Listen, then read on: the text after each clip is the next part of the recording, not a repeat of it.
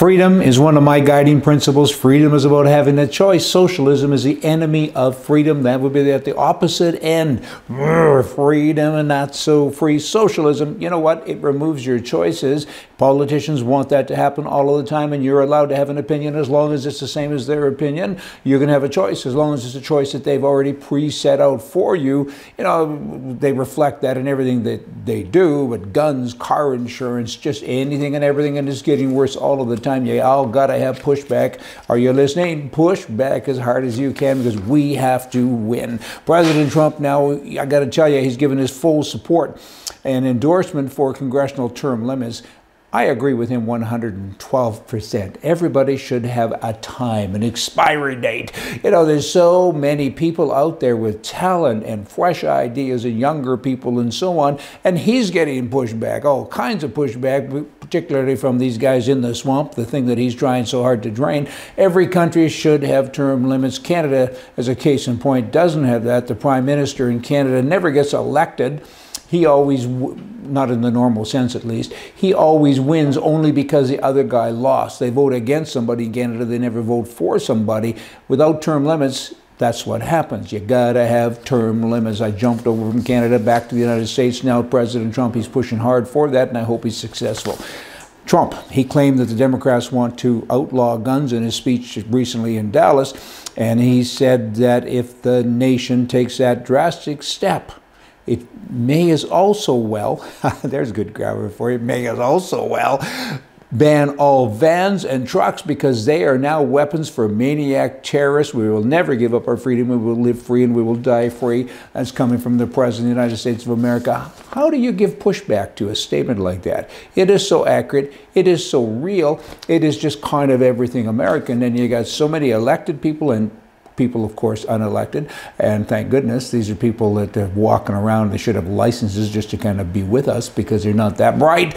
And you got the left-wing press and everyone else that argues with this free stuff. Freedom is very important. Here's what the Democrats in America did this month. They obstructed cabinet appointees. They spread more commie lies, and Comey, you know who I mean, the former FBI guy, was he? No, CIA guy, I don't know, whoever he is. I try hard to not know this stuff, right, with him, because it just makes me crazy every time I look at the news. There he is again, saying some stupid thing. So more lies are spread. Lastly, they sued the Trump campaign with zero evidence, okay? That's what the Democrats did so far this month. Here's what President Trump did this month, and nobody seems to care in the mainstream press. He announced big talks with foreign leaders, reported the biggest job numbers in 45 years, blocked thousands of illegal immigrants from entering the United States of America. And he is the one that gets pushed back. Now let's swing over to Canada. Canada has the third largest oil reserves in the entire world, but there's no access, limited access. Lack of that access, of course, to world markets means that oil in Canada is sold far below world prices. They lose tens and tens and tens, many, many tens of millions of dollars each and every day. How could this have happened?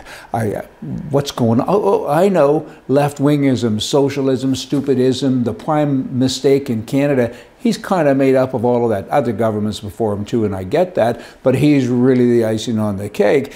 And less than 1 year after taking office, the prime mistake canceled the project, the biggest one in the land, for pipelines, and he said the Great Bear Rainforest is no place for a pipeline.